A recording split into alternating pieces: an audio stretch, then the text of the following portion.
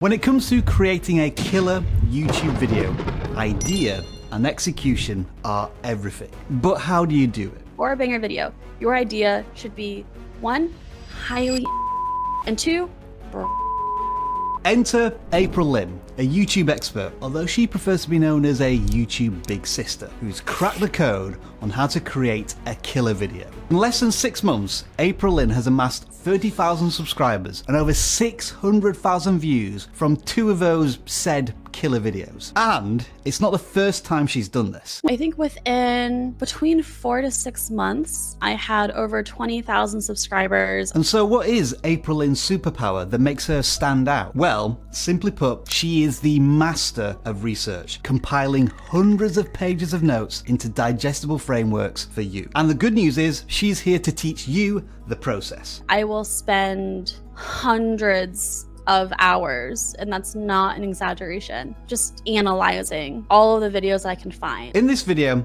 April Lynn will share her insights and strategies into coming up with compelling video ideas, creating effective thumbnails, and crafting engaging intros. She'll also talk about her own YouTube journey, burning out with her first channel, but bouncing back with a new approach. I had the lowest moment of my YouTube journey 2 weeks before I got my big break on YouTube. And if I had given up then, none of this would have ever happened. If you're a struggling content creator still trying to figure out YouTube, this is the video for you because it's one of the most comprehensive conversations we've had. And April Lynn's insights could be the game changer you need. What I propose is you have 3 types of videos in your arsenal, and each of those have a different purpose. So if you're all ready, I think this deserves a double finger snap. What are the elements of a good video idea? Yes. So for a banger video, your idea should be 1, highly interesting, not just because they are searching for that particular thing. If in a complete vacuum, the idea just pops in front of them, they're like, ooh, that's interesting. I want, it's interesting enough to break them out of whatever they're already set on. And 2, broadly appealing, right? It cannot just apply to people who already know you. And the goal for your video idea is, even if you have no idea who the person is, would you still want to click on a video about that thing? Think back to a time when you discovered a new channel on YouTube. Typically, it's from a video you discovered on the YouTube homepage or from a video on the suggested video column on a watch page that was broadly appealing and highly interesting. It caught your attention. And the pitch of a video itself negated the fact that you'd never heard of the channel before, right? But how do you come up with these banger or killer video ideas? Do you ever think about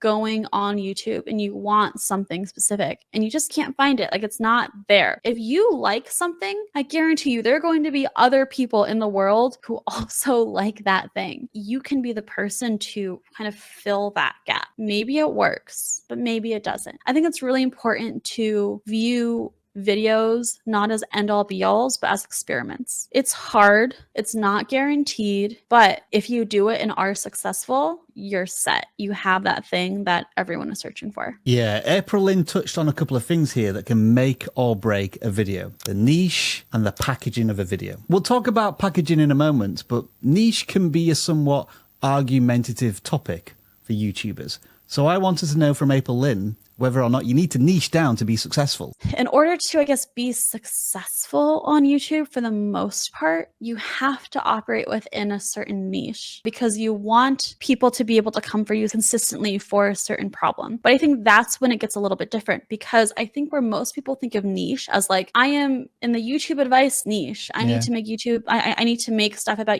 YouTube advice, when actually your niche is your audience and their problems. And so if you think about it more towards what is my audience and what are their problems, don't think about you as I am in this niche. Think I am serving these people and these people have these problems and this is how I can fit in and this is how I can help. And that kind of opens you up more. I do definitely subscribe to this concept of understanding your audience, not just their problems, their goals, their fears, their habits. The more you understand the viewer, the more you can tap into their psychology, their emotions, and create a connection at a deeper level, as opposed to just a standard niche or topic. And this is why it can be a really useful exercise to develop the ideal viewer of your channel from a personality perspective, and not just from a topic or interest point of view. Let's move on to elements of a good thumbnail, how do you condense the 30-minute epic into a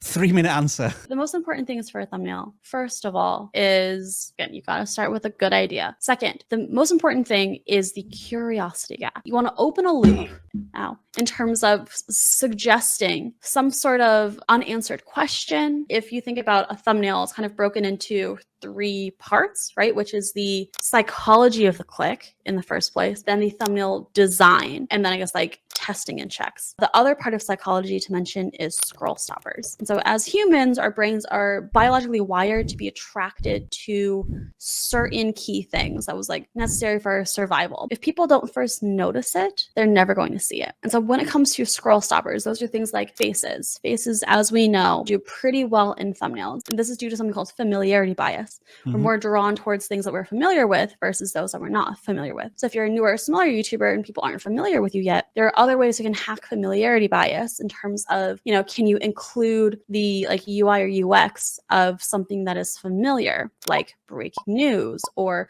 a Discord message or an iMessage or like a PayPal screenshot. Other scroll stoppers can kind of like include danger, bright colors, because we're attracted to things that might indicate ripening fruit or blood. So many of us think, okay, I should be in the thumbnail. I have a face. Faces are good. So I'm here. And then they instantly become the main character of their thumbnail. The thing to understand with the main character and side characters or supporting characters of your thumbnail is that all of these should work to evoke your curiosity gap quickly as possible and as effectively as possible. And so, like, for instance, let's say you're going for a curiosity gap that's evoked by novelty, right? You're showing something that someone's never seen before. That special thing, that novel thing, should be the main character. You should still be there. But instead of like you taking up most of the space and like a tiny novel thing right here, maybe bring the novel thing closer to the camera and you're in the back. If someone were to glance at this thumbnail, what is the single thing that is most likely to get them to click? If the answer is you can be the main character. If the answer is something else, make that the main character. Again, using either focus versus unfocus, big versus small. Also, like centering is a good way to like bring focus to it, close to the camera versus far away from the camera. Whoa. I told you that was April Lynn's superpower. Hundreds of hours of research. And all of those visual examples and explanations direct from April Lynn's 30-minute killer video on thumbnails. You definitely need to check it out. Now, having said all of this, April Lynn's killer video on thumbnails isn't the most popular video on her channel. It's a killer video about intros. So I had to ask about that as well. The biggest thing to remember with intros is the purpose, right? So with an intro, you want to meet and exceed the expectations set by your title and thumbnail. Click on a title, you see a thumbnail, and you're met with something that looks like the thumbnail, and the first sentence of the person is reiterating the title. You have to give them a reason to stick around and click. You want to open a loop in the very beginning of your intro that is going to be closed either like somewhere in the video, or the video itself is the closing of that loop. Something really important to bring into play is the idea of input bias, which I love. I love input bias when it comes to intros. Input bias is the idea that the more effort you put into something, whether that's again time, money, energy, the more people will value it. That's why you see Mr. Beast often in a lot of his videos emphasizes the money that he's poured into it. You don't have to pour in a lot of money to show input bias. Just by saying, I've written hundreds of pages of notes in this, like on this topic, and like briefly showing those notes, you give viewers the idea of how valuable this video is. They're more likely to stick around. If you keep it to something somewhat short, you make sure that you're saying everything that you need to, nothing that you don't. The last sentence of your intro is the biggest reason why people are going to keep watching. That's kind of like your promise for the video. So you have to make that promise, that oath in the beginning, very, very, very good. Hopefully what you should be starting to see now is a series of frameworks. One for the video idea, another for thumbnails, and now we have one for the hook or intro. These frameworks allow everything to be repeatable, something that can be applied every time you make a video. And this is just the beginning. Are you front-loading your effort and time into this packaging, or is it being spread out across the whole video? I put a lot of effort into coming up with an idea, a lot of my effort is just spent like doing the research and getting it all into like a framework or an outline that I think is going to work. I'll go through my entire script line by line and comment out what I want to have happen on screen at every single point, whether that's talking head footage or like B-roll that I want to film, an animation that I want to make, or a screen share or something else. I'll take all of that and then make a shot list. Filming doesn't take that long, maybe like 2 days, 1 to 2 days. I will do my music first and then go through with the visual edit of like adding in everything else. And then the video's done. A lot of what April Lynn is describing here is the video making process that we're all, to some extent, familiar with, right? But as we established at the beginning, what sets April Lynn apart from the competition is her dedication to research. And I wanted to dig a little more into that. Each of my, I guess, breakdown videos that I create, I will spend hundreds of hours, and that's not an exaggeration, just analyzing all of the videos I can find. I'll pick someone who is more of an expert within the niche, learn everything I can about them, scour all of their interviews, watch their videos, take hundreds, non-exaggeration, pages of notes, and compile all of that into hopefully a framework that is a lot easier to understand and apply to your own videos. And I love frameworks, and so putting those together, that's where I want to be. This all sounds like a very thorough and time-sensitive process, doesn't it? And what April Lynn is driving for here is a standard of quality that's nearly impossible to replicate and compete with. But for beginners, this idea of hundreds of hours of research and preparation might sound a little overwhelming. So I asked April Lynn how she would recommend balancing quantity versus quality, especially if you're just starting out and trying to establish a routine. Focus on quality if you're already confident in your quantity. All of your discipline should go into setting a deadline. On Thursday mornings, I upload, no matter what. And doing that until you no longer feel like it's a question of, am I going to keep doing YouTube? Like, am I going to make a next video? Like, it's always like, oh yeah, of course I'm going to make a video. If I want to get better, I know that I have to add time. Keep sticking to your set like upload schedule until you feel like you've plateaued in quality. This is as best as I can do in this amount of time by myself. That's when you think about, okay, can I give myself more time maybe to try to up that quality? And that's what I did, right? It's like once I reached that baseline, I was like, okay, I think I can make a much better video if I gave myself an entire week to work on a video instead of just 3 days. And did April Lynn get monetized within 90 days? Yes, along with 30,000 subscribers and over 1 million views. But what you might not know about the April Lynn story is that this isn't her first successful YouTube channel. Back in 2021, she found success in a completely different niche, but it didn't have a happy ending. My first channel ended up going viral with an NFT video. This was during the huge NFT hype and craze back in, 2021? Going from literally knowing nothing about YouTube, not even liking taking pictures of myself at all. Between 4 to 6 months, I had over 20,000 subscribers. I was one of the relative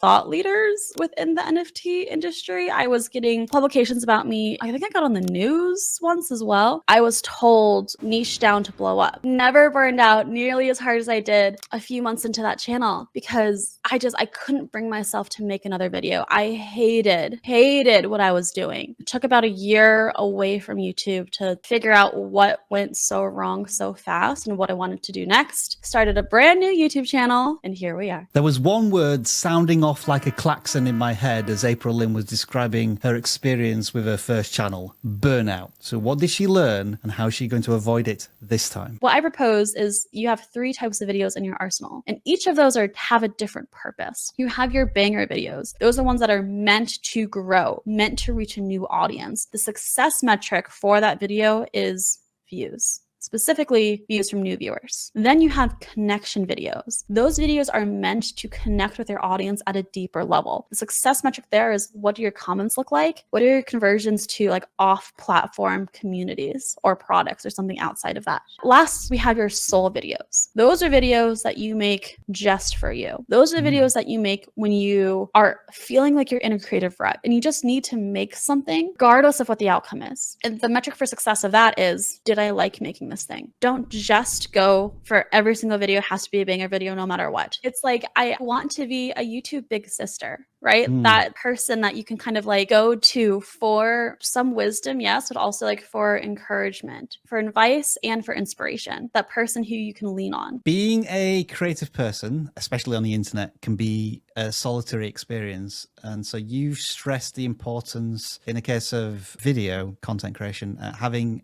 YouTube friends. So how have you built up your network of YouTube friends, and why are they important to you? If you've listened to Mr. Beast interviews, you've heard him talk about how he had his group of YouTube friends and they just were all YouTube obsessed together and they all grew together and they talked all the time. And I'm like, man, I am alone in this apartment. Like, I need something like this. That was one of my goals for 2023. I met one person. Her name's Stella. She's incredible. We started talking by like meeting each other and then thinking, hey, we both view YouTube in a similar way. We have very similar attitudes, even though our channels are completely different. And that was the most important piece.